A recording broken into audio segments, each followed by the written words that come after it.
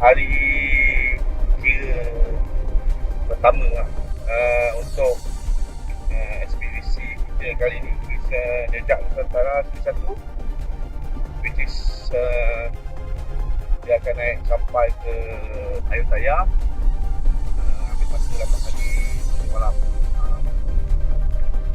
Sekarang kita masih lagi keliling di Perlis. Okay, sekarang konvoi memasuki pos imigresen Malaysia menuju ke Thailand. Terima kasih bang, selamat raya. Okay, konvoi melepasi pos imigresen dan custom Malaysia. Sekarang kita menuju ke Thailand punya pos untuk buat clearance ke Thailand pula. Kita kena pergi sendiri. Yang ni parking kereta dulu. Tengok map, walaupun GPS 2-3 pun masih lagi buat rujukan kat bawah.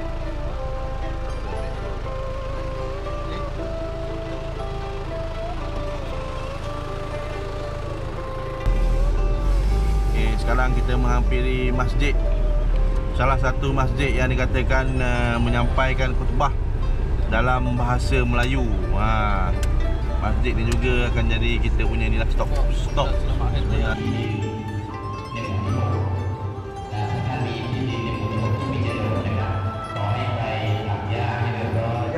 kalau tengok sejarah sebelah sini lah, Petelung ni asalnya ada Islam. Di gua ada Islam. Belum tambah Liga ada Buddha. Belum tu.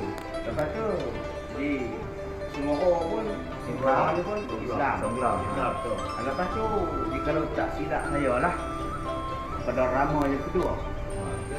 Rama yang kedua dia panggil semua ajak-ajak.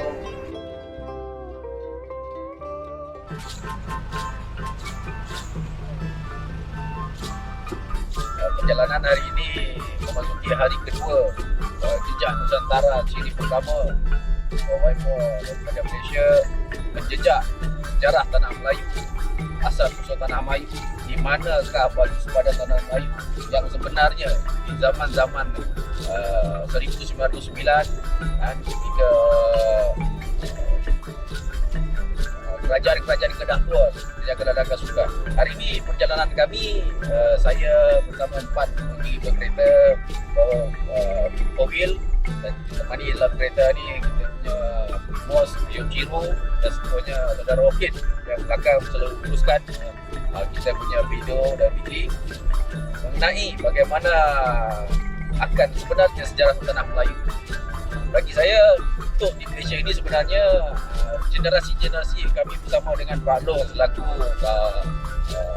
kami punya pakar sejarah kan, yang kita bawa sekali bersama kita sebagai leader, merujuk pada Pak Long perjalanan kami yang daripada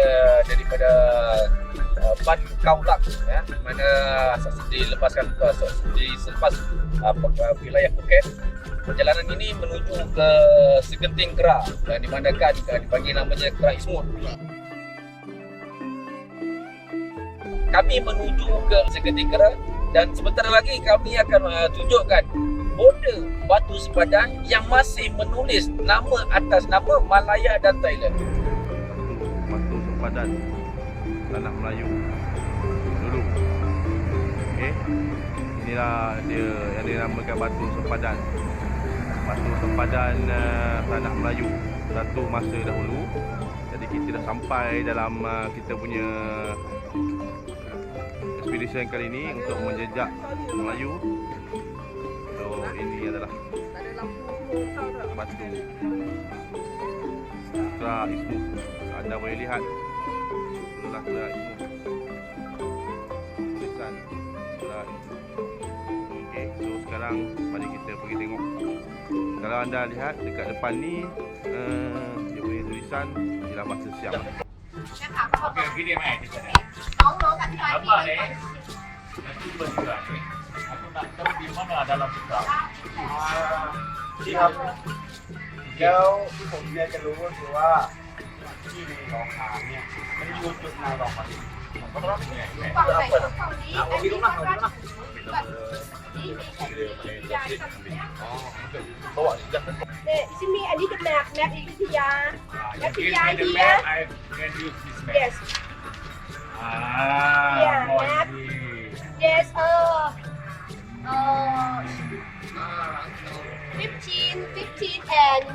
and 17 วัดราชบูรณะ and วัดมหาธาตุ Ini berdasarkan, okay. Ini Google Map, ini full map. Lama. Ini full map, this tulis map. Ini nak locate di mana tempat itu ada.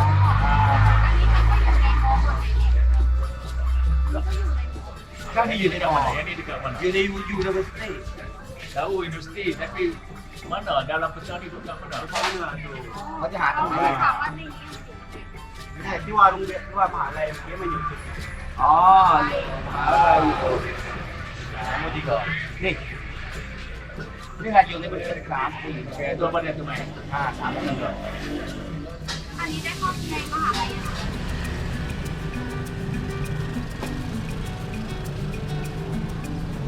Pagi ni kita berkena klik sambal. From Damia kan. Tak ada promote tak apa dah, tapi orang kata nak memudahkan kawan-kawan yang selalu adventure mana-mana jalan jauh mungkin rindu nak makan Malaysia. Kita dah standby dah. Dan ini klik sambal. Tu sebut air. Buka. Tak mudah air kat sini kot ya. Mudah. Tak mudah ya. Kalau dah mudah kita masuk terus lah. Tak payah tunggu dah. Wah. Okay, tengok. Nampak tak? Oh. Satu tin tapi ada 3. Wah, biar aku air sikit.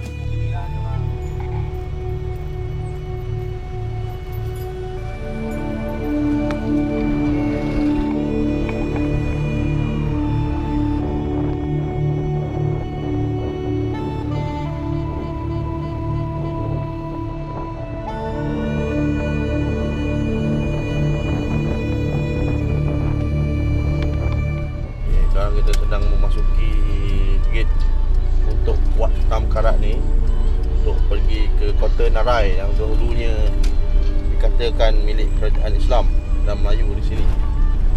Sekarang kita dah sampai di Kota Narai seluruhnya. Kota Narai.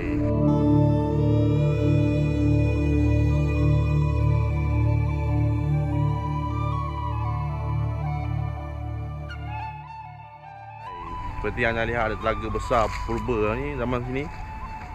Mungkin ini macam cerita ombak dulu, letak buaya dalam. Dan siapa yang salah tu dia buang dalam ni. Yang penting kita nak tahu dia tu ni kita sih. Kita jalan ke tepi ni sampai ke ujung kita patah lagi.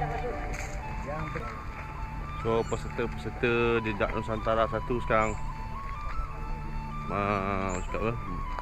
Jalan di area Kota Narai. Anda boleh lihat sekarang ni ada candi-candi, bekas-bekas candi lama yang ada di sini. Selalunya kita ke sini selalunya untuk melawat akan sejarah kerajaan Siam yang kita tahulah, yang sejarah kita belajar daripada sekolah dulu. Inilah kerajaan Siam punya pembelajaran, dan kita punya sub-syllabus di Malaysia pun ada menunjukkan ini kerajaan Siam. Tetapi apa yang kita perlu tahu sebenarnya selepas ini, kepada rakyat-rakyat Malaysia aslinya yang selalu mengikuti program-program Overlander pengembaraan, bila kita sampai di Ayutthaya ni, sejarah yang sebenarnya kita perlu tahu. Jadi hari ni kita bersama dengan Pak Long selaku kita punya merupakan rujukan sejarah untuk program ini, kan, untuk menerangkan apa sebenarnya Ayutthaya ini. Khasnya di kawasan inilah, kawasan yang kita selalu datang sini. Bila kita datang di Ayutthaya, ambil gambar menunjukkan kita berada di candi-candi ini, kehebatan Siam. Tetapi sejarah terbaliknya tu perlu kita tahu. Jadi sekarang kita berada di sebenarnya di main entrance kota kerajaan Siam Islam Ayutthaya yang sebelum diruntuhkan pada tahun 1760. Jadi candi-candi yang ada di sekitar Ayutthaya ni sebenarnya dibangunkan dan dibina oleh, dibumi hanguskan oleh Jeneral Taksin panglima perang zaman silam pada 1760 pernah dimusnahkan semua tempat ini. Jadi sebelum itu, daripada kurun ke-7 hingga ke-9, pembangunan Islam bermula di sini. Kedatangan Islam dari Cina. Apabila salah seorang raja Cina meluk agama Islam, jadi dia menghantar cucunya sampai ke Kedah, iaitu berhubung kait dengan keturunan Merung Mahawangsa di Kedah. Jadi kerajaan Islam bertapak di Kedah dulu. Kita akan ke Gunung Jerai, di puncaknya masjid yang pertama dibina antara kurun 7 hingga ke-9. Jadi dari sana bila lemahnya pentadbiran di sana, berpindah ke Ayutthaya. Jadi berpindah ke Ayutthaya antara kehebatan kerajaan silam di sini antara kurun ke-9 hingga ke-11. Kurun 9 ke-11 adalah zaman puncak di sini, dan Raja Mandalika yang di sini pengaruhnya sampailah ke Pulau Berang di Terengganu, yang tercatat di batu bersurat Terengganu perundangan Islam yang ada mengatakan bahawa perintah Raja Mandalika. Jadi Raja Mandalika itu dirujuk adalah ke Ayutthaya. Jadi kita berada sekarang di kawasan tapak yang begitu punya luas. Inilah satu negara kota kerajaan Islam zaman silam, di mana terdapat 21 buah masjid berdekatan sebagai pusat pengajian. Termasuklah juga Hamzah Pansuri, seorang ulama pada Aceh, pernah datang kemari untuk berguru dengan ulama-ulama yang ada di Ayutthaya. Jadi di Ayutthaya ni dia boleh diumpamakan di Jawa pesantren-pesantren yang ada di Jawa. Jadi bila beralih tangan dari satu raja ke satu raja, akhirnya kekuatan yang ada tu lama-lama dia semakin lemah. Akhirnya pada tahun 1760, Buddha yang daripada Burma ni serang dan memusnahkan semua tapak-tapak yang ada di kawasan ini. Inilah peninggalan yang kita boleh jumpai pada hari ini. Kalau di sebelah kanan, kawasan yang lapang ni, tidak ada satu wat pun didirikan. Ada something yang tersembunyi.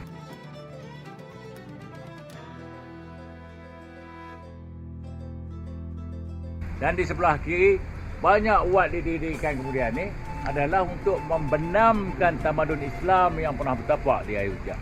Tapi mereka tak dapat nak musnahkan semua. Kerana negara kota ni, benteng ini, dia orang katakan King Narai. Tapi ini sebenarnya pengaruh daripada Osmaniyah Turki dan juga ada pengaruh Mogul di sini. Jadi daripada Ayutthaya ni juga dia ada hubung kait dengan kerajaan Beruas. Sebelum naik kerajaan Perak, Sultan Mustafa Shah berjejak kaki di peti Meriah Basah pada tahun 1526, ditabarkan sebagai Sultan Perak. Sebelum tu kerajaan Beruas dah ada, dan kerajaan Beruas bukan kerajaan ganggang negara. Kerajaan ganggang negara kerajaan Hindu di Beruas juga, tapi kerajaan Beruas, Melayu Beruas adalah kerajaan Islam. Jadi kerajaan Beruas juga ada hubung kait dengan Ayutthaya dan Aceh. Aceh ada hubung kait dengan Ayutthaya. Jadi luasnya kerajaan, dan juga Champa ada hubung kait dengan Ayutthaya. Jadi Ayutthaya ini merupakan satu pusat kerajaan Islam zaman Islam. Ini yang dibenamkan oleh penjajah British, Belanda, Perancis, Portugis. Meriam yang dibuat di Singgora pernah dibawa kemari, dan sekarang satu tersimpan di Museum London dan satu lagi ada di kota Bangkok. Meriam orang Melayu. Jadi kehebatan orang Melayu buat meriam menggunakan besi, mengambil teknologi Turki, Osmaniyah Turki zaman awal. Jadi binaan kota ni kalau kita tengok bentuk dia tu bukan bentuk Buddha, bukan bentuk stupa. Jadi ini bentuk Islam, tamadun Islam yang sama juga. Binaan ni macam yang ada di kota Ligo. Dan kalau kita nak tahu kesatan lagi, kita akan jumpa kesan saki-baki binaan depan, pintu depan yang di kota Ligo tu ada persamaan dengan Kuala Muda Kedah. Dan di Johor dah tak ada kesan tu di Pagoh. Jadi bermula daripada Ayutthaya ni jadi satu pusat empire kerajaan Islam. Dia merangkumi sampai ke Johor Riau, Lingga, sampai Kuala Muda Kedah. Pada masa tu di Kedah berpusat di Kuala Muda, bukan di Kota Star sekarang ni. Dia berubah-ubah tempat, bahkan hingga ke Pulau Berang di Terengganu. Pulau Berang Terengganu, bukti yang terjumpanya batu bersurat pada kurun ke-13. Jadi yang saya nak sanggah pendapat katakan Islam sampai ke alam Melayu di Tanjung kurun ke-13 tak tepat. Awal lagi, iaitu di puncak Gunung Jerai didirikan masjid yang pertama. Tinggal tapak. Tapi kalau bata nipis macam ni, jadi yang ni samalah di Angkor Wat sama juga di Muara Jambi, sama juga di Kota Kuala Muda, dan yang ni sama juga saiz ni di Masjid Gresik di Patani, dan sama juga di Liga Nakhon Sitamarat. Ni saiz ni. Saiz ni, bata ni, bentuk ni, yang ni lama. Bahkan ada lama lagi dia kecil sikit. Dia kecil sikit, dan bila kita nak tengok tang penyambungan ni, kalau kata bata dulu dia sambung dengan telur campur madu. Tapi bila zaman baru kita pakai simen, kapur dan pasir. Tapi yang ini dibaik pulih. Yang ni baru. Ni. Tak ada. Jadi bata lama dia sambung ni, dia hanya pakai tanah liat yang dibancuh dengan air, disampung-sampung. Proses hujan panas lama-lama dia jadi kukuh binaan sebagai satu bangunan. Bangunan ni candi lama. Di atas candi lama anda boleh lihat masih lagi menggunakan batu-batu yang lama. Di sini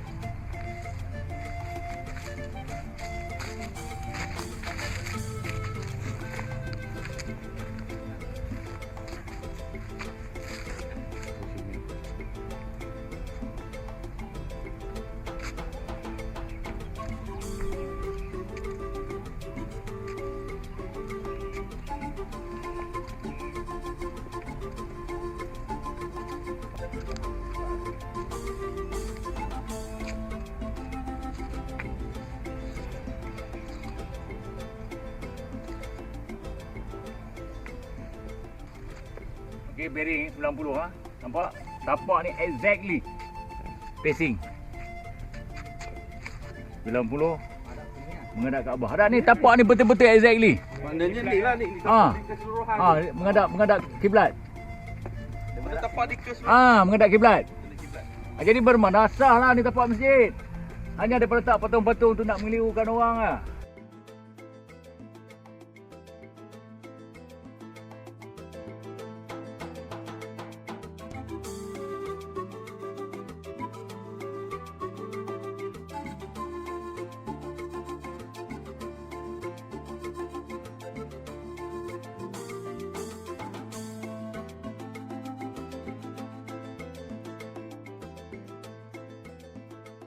Sebenarnya tapak yang kita duduk ini, yang saya duduk sekarang ini adalah tapak asal masjid.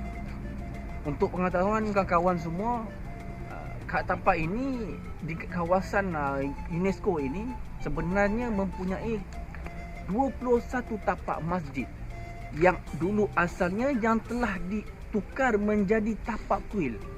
Hasil daripada kiraan kompos yang dilakukan oleh Pak Long tadi, kuil ini, candi ini mengarah ke arah kiblat. Kesemua yang kita pergi tadi tu, yang kita periksa, kesemuanya menunjuk ke arah kiblat. Salah satu bukti terdapat banyak pokok-pokok bidara di kawasan ni, di mana sebelah tempat kita di Malaysia ni, pokok bidara ni hanya terdapat di masjid-masjid yang akan digunakan ketika hendak memandikan jenazah. Hendak memandikan jenazah ni kita akan gunakan daun bidara untuk memandikan jenazah. Mana kata terdapat banyak sekitar ni pokok bidara. Pokok yang daun kecil.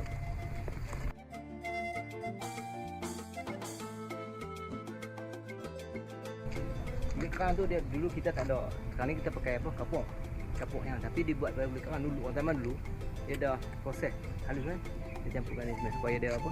Ini tu dalam pot ni. Yang betul-betul halus ni kan.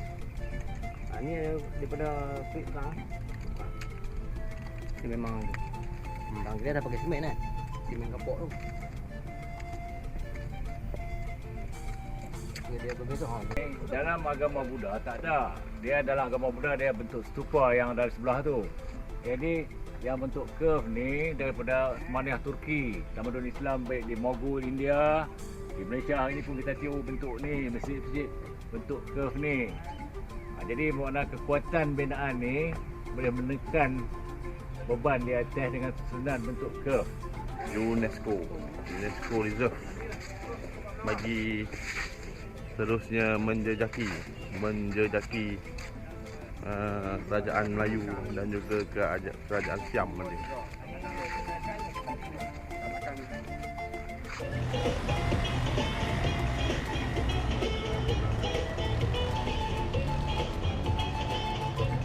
susun balik ke eh? Bau ni bau. Jadi batu bau, ni batu lama. Beza. Ini dibaik pulih. Bata yang ada ni bukan zaman asal dia ni. Sebab bata ni rongga di dalam. Yang ni pembinaan rumah-rumah sekarang mungkin masa dia orang baik pulih kota ni dia orang gunakan bata ni. Batu dia 4 segi dan sampai hari ni masih digunakan bata ni guna pakai untuk binaan di Thailand. Jadi yang atas tu kota betul. Cuma perbezaan dia dengan di Ayutthaya, petak 4 segi tu, yang lubang 4 segi tu. Kalau yang di Ayutthaya dia di bawah curve tu. Tapi di sini antara puncak tu dia ada lubang untuk meriam dan sebagainya lah mungkin. Untuk pemerhatian. Jadi dia hanya beza kat situ lah. Peninggalan Kota Ligo memang tempat ini lah dulu.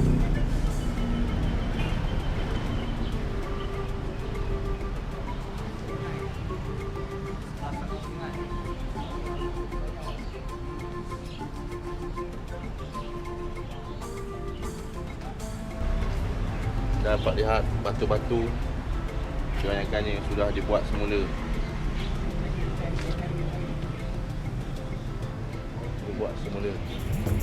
Kita menyusuri bandar Randu Takon Tamaran.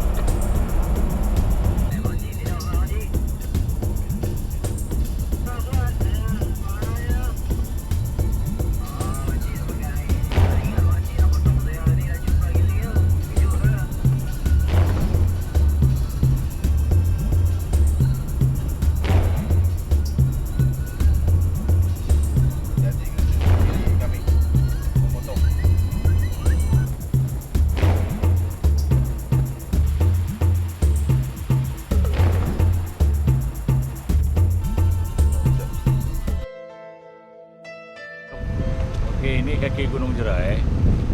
Jadi sampai kilometer 3 nanti ada rumah kita ke Gunung Jerai. Kita pergi dulu dapatkan kubur ke dia. Kerana di Gunung Jerai ni puncaknya terdapat PTI masjid yang pertama didirikan di Kedah selepas Raja Kedah memeluk agama Islam. Jadi Islam mula berkembang, cuma kita nak pasti ni kurun ke berapa? Kurun ke-9 atau ke-11.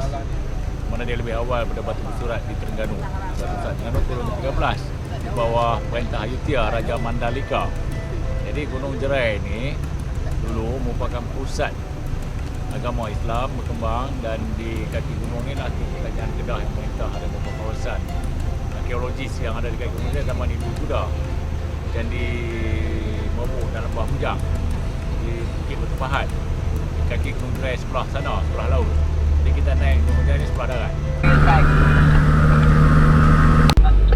Penghiapan pun sudah kena bakar.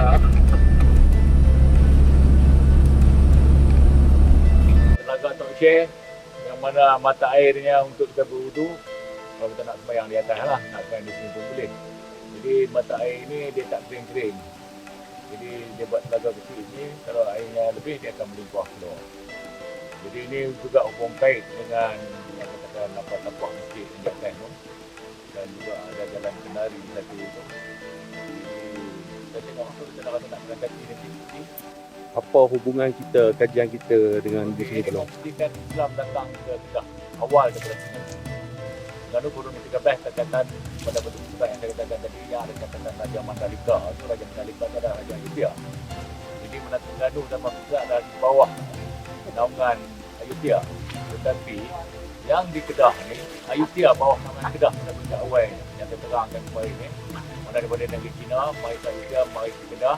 Kemudian masuk di Kuala Muda dan di Paguk yang berangkai dengan Ligo Kuala Kedah. Kota Ligo kan sama dengan Ayutthaya. Jadi sekarang ni bermakna puncak awal, jadi saya nak pastikan ni adakah kurun ke-9. Kalau kurun ke-9 bermakna Kedah awal pada Ayutthaya. Ayutthaya zaman kegemilangannya sebelah, kurun sebelah hingga ke-13. Ligo antara kurun 13 ke 15 zaman petani. Ini zaman Kedah langka juga. Zaman negeri Kedah dulu sempadannya sampai ke Genting Kera. Jadi milik negeri Kedah. Lepas Kerajaan Bangkok pada 09 Anglo-Chinese Treaty, barulah Siam ambil alih keputusan British kerana Siam nak balik bahagian wilayah. Sebab dia batu, tak ada masalah atas batu, atas lah. Ni yang dikatakan air yang tak kering-kering tu Long. Okay, mata air dia daripada dalam tanah. Dalam tu. Oh. Air tu, sumber air tu daripada bumi. Syukur Alhamdulillah saya dapat sampai ke puncak Gunung Jerai, terutamanya menziarahi Telaga Tok Syekh lah, yang memang dalam sejarah lipatan sejarah kita memang ada dan perasaan memang sangat teruja. Terima kasih. Bismillahirrahmanirrahim. Sekarang kita berada di puncak Gunung Jerai, iaitu di Padang Tok Syekh. Dan untuk sampai ke sini lebih kurang dalam perjalanan 30 minit daripada kaki bukit. Dan tempat parking ada sangat terhad. Dan keadaan jalan pun agak tidak elok. Dan tempat ini sangat-sangat mencabar. Dan amat sesuai sekali jika kita menggunakan kenderaan 4-wheel drive. Jadi kami akan terus ke Padang Tok Syekh. Padang Tok Syekh, yang mana ini adalah tempat yang dikatakan bermulanya negeri Kedah, yang disampangi Islam di negeri Kedah melalui seorang syekh yang bernama Abdullah Yamani, yang mendapat izin daripada kerajaan Raja Kedah ketika itu, yang masih lagi beragama Buddha.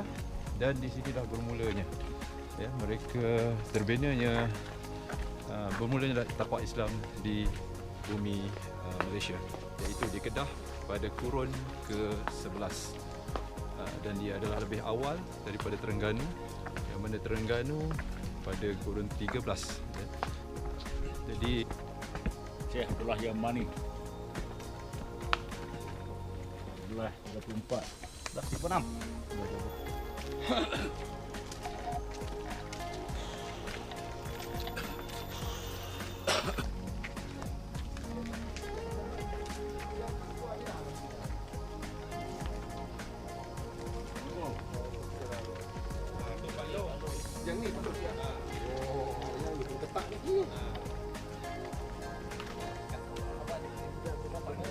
Mana?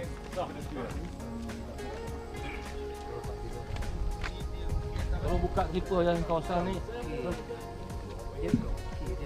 Baik, inilah dia yang dapat dilihat di sini. Inilah dia dinamakan Padang Saf. Ada 3 jalur saf di sini, yang mana dibuat untuk dan arah kiblat kita ke sana. Dan insya-Allah kami akan bersolat di sini.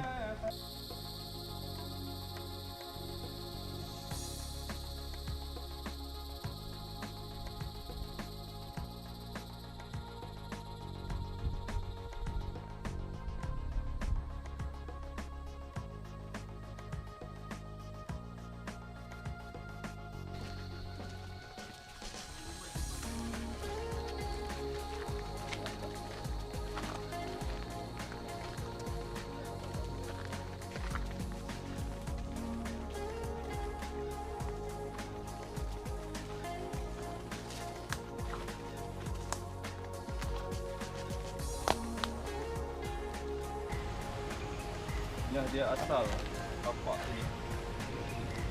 Maknanya yang membuktikan bahawa ini adalah tinggalan struktur candi yang telah dibina sekitar kurun ke-11 Masihi, yang ditemui di sini pada tahun 1940. Itu tapak yang lebar ni kita boleh lihat adalah tinggalan batu yang asal.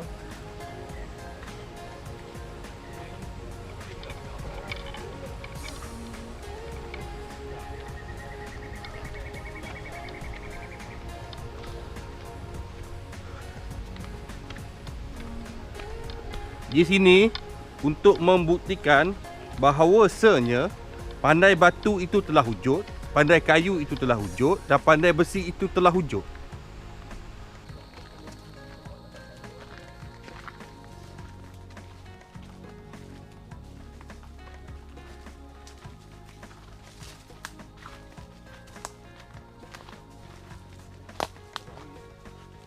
Cikgu Mus, apa perasaan anda 8 hari dah sampai sini? Perasaan tu betul-betul kan. Dan enjoy. Serta banyak pengalaman-pengalaman yang dihadapi. Dan juga banyak pengetahuan yang diperoleh. Serta menjadi apa?